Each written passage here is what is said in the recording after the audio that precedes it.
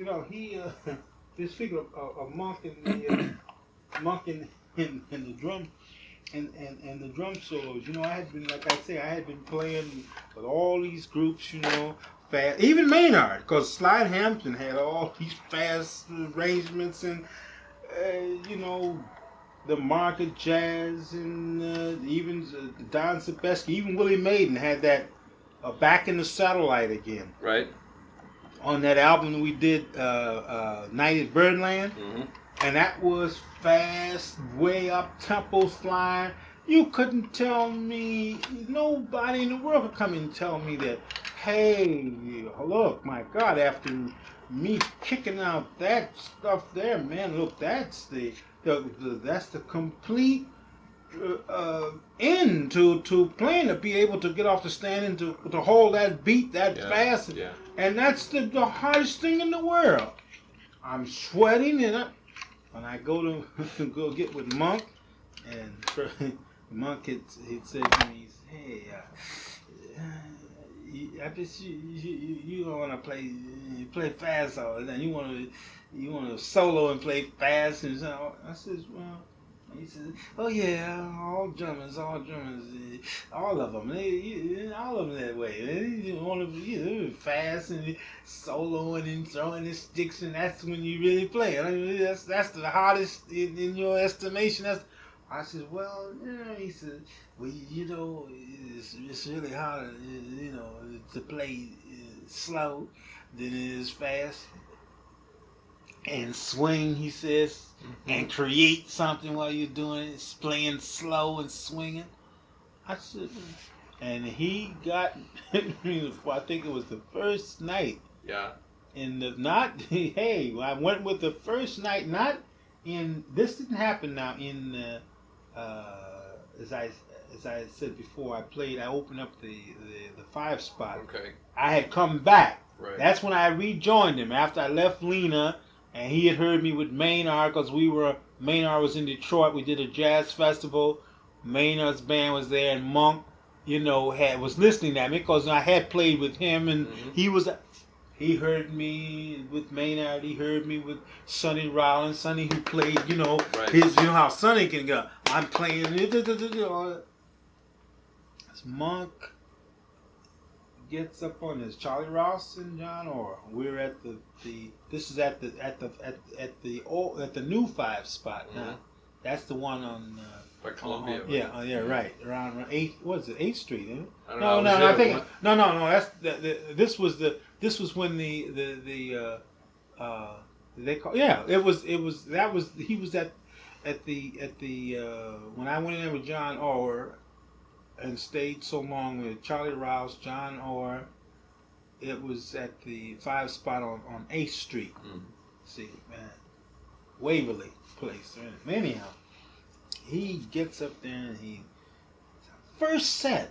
He had just finished talking to me in the back about fans.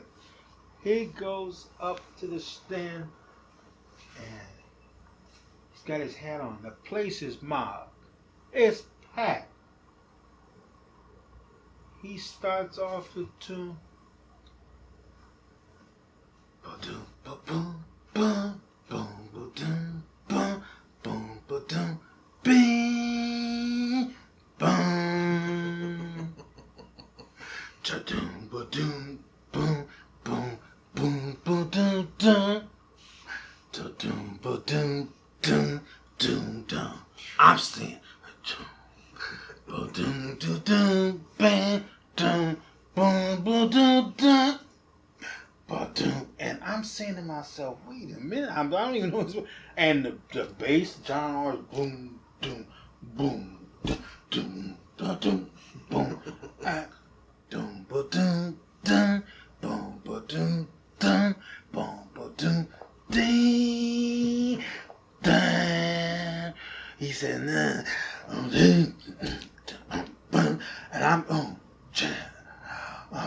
and I'm and at first time he's looking around and he jumps up from the piano now, and he's still keeping the time, and John Orr's going, and then Charlie Rouse comes in and plays the ensemble, which do do do do and plays it. Right. And now Monk's not playing; he's just dancing. And Monk, and he dances over to me and says, "Okay, get to me now, swing it now." And I'm going, cha, cha.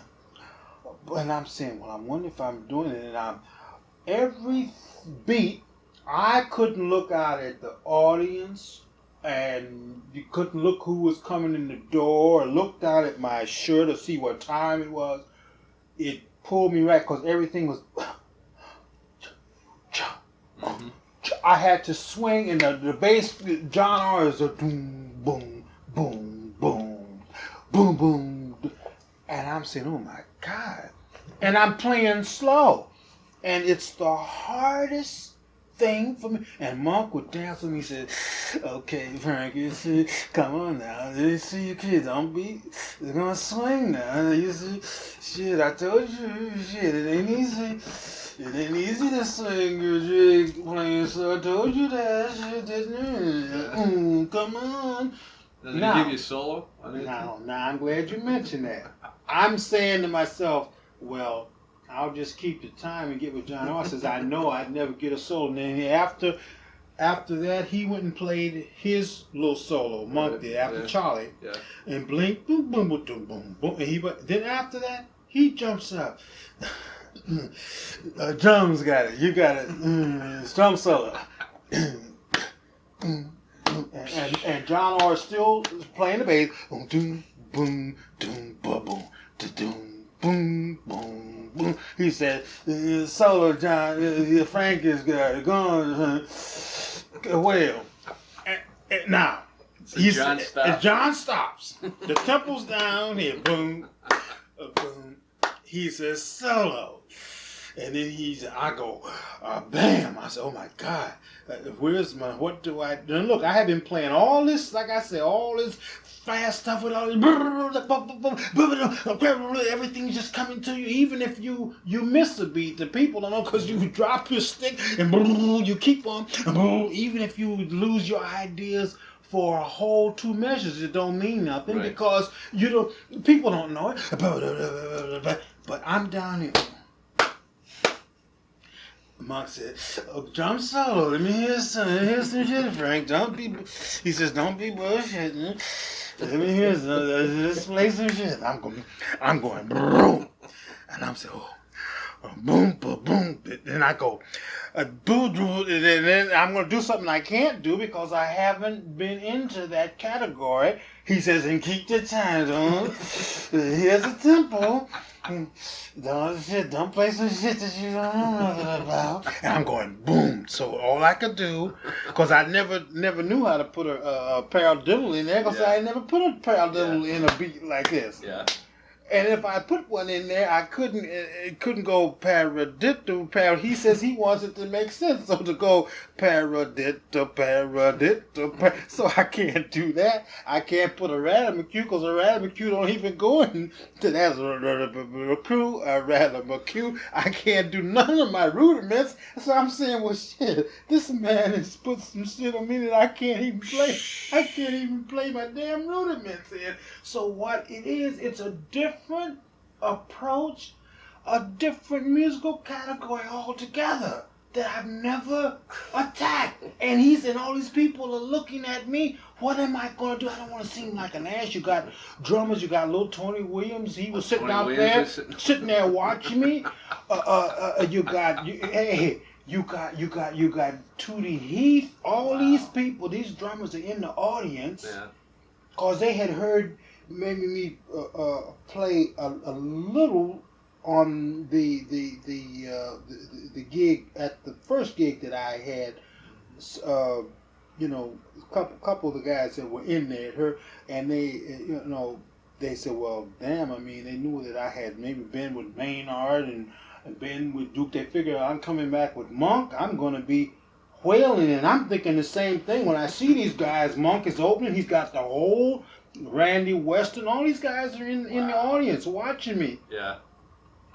Vic Jarvis, Clifford Jarvis, not Vic Jarvis. I'm thinking that's a guitarist, but all these drummers are there, and Monk put this on me. Boom, doom, doom. And so you know what?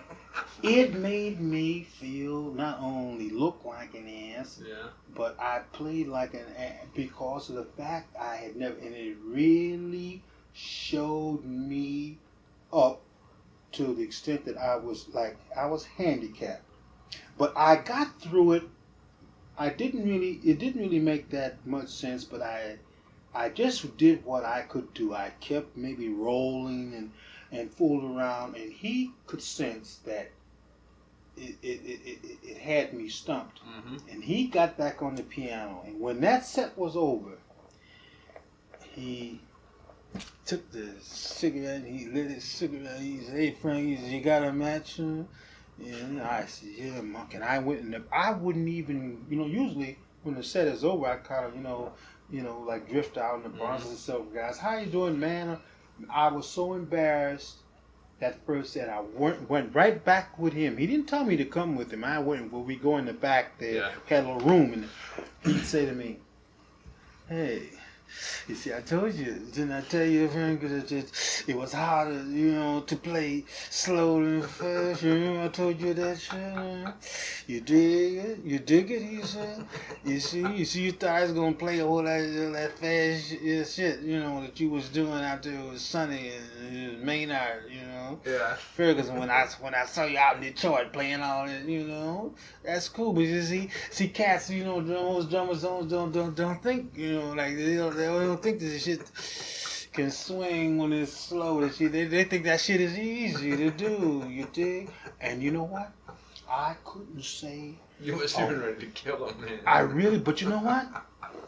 You know what it taught me? He just taught me when that happened, I got in other words, the independence that he wanted. He say, well, when you play that way, he says, get the whole scope. He says all drummers will be attached to a group that he'll shine or make him shine with something that's lively or something.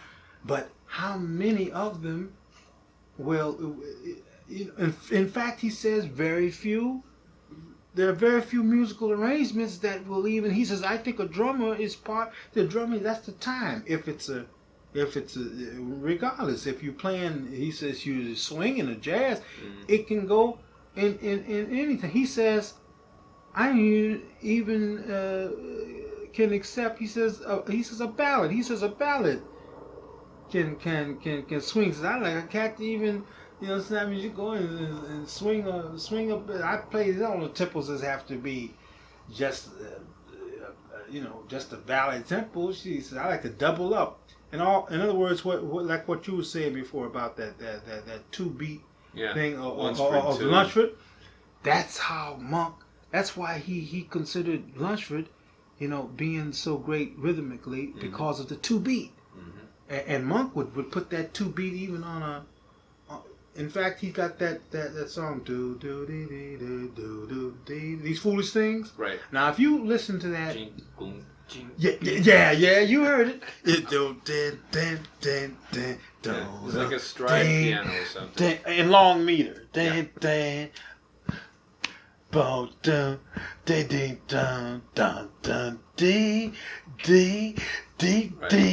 then he gets then after he gets these foolish things remind me of you. And now in that second chorus he goes and